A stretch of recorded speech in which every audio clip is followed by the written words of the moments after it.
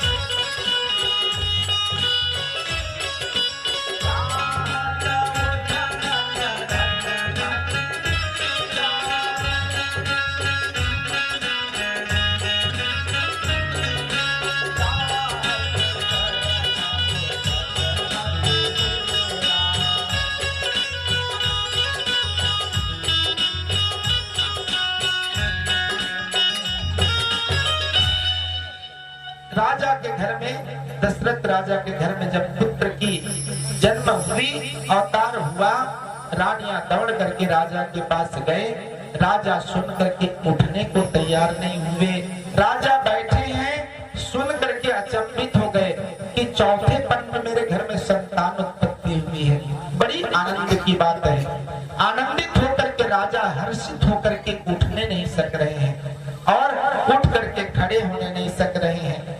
बड़ी आनंद की अनुभूति होने लगी, ब्रह्मानंद का अनुभूति होने लगा। राजा कहते हैं कि देखो बड़ी आनंद की बात है, जाकर के कहो कि बाजा बजाने वाले कोई कोई लोग हैं, उनको सूचना दो और आंगन में ला करके बाजा को बजाएं। हम बाजा बजवाना चाहते हैं। मेरे आंगन में भगवान का ऐसा जन्म हो गया, भगवान का अवतार हो गया, मेरे घर में बालक बन करके आए हैं, तो इसका हर्षित होकर के हम आनंद उत्सव मनाना चाहते हैं। राजा के आनंद से जो है ना, सभी नगर के पूर्ववासी लोग आनंदित हो गए। उनके नौकर जाकर के बोले कि बाजा बजाने वाले भाई लोग चलो राजा के राज्य में चलो और बड़े आनंद के साथ बाजा बजाओ। बोले श्याम रामचंद्र भगवान की जय। आनंदित होकर के आनंद के साथ क्या किए हैं? नाद मुख सराद करी जात करम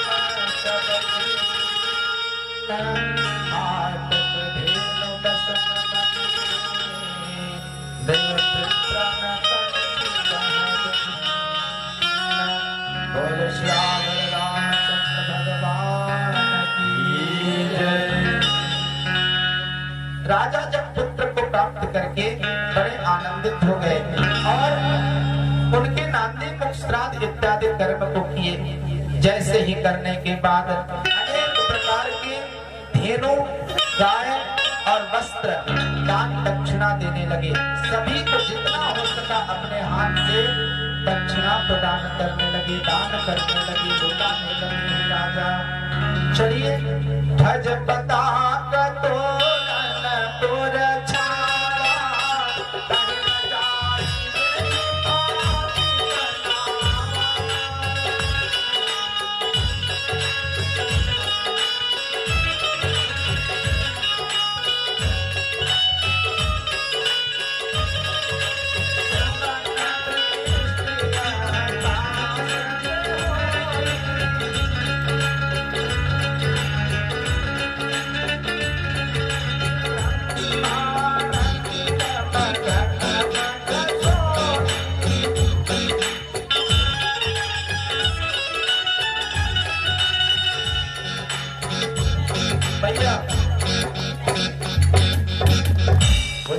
श्यावर रामचंद्र भगवान की जय। भगवान का प्राकट्य हो गया, थोड़ा आनंद उत्सव के पश्चात आरती होगी।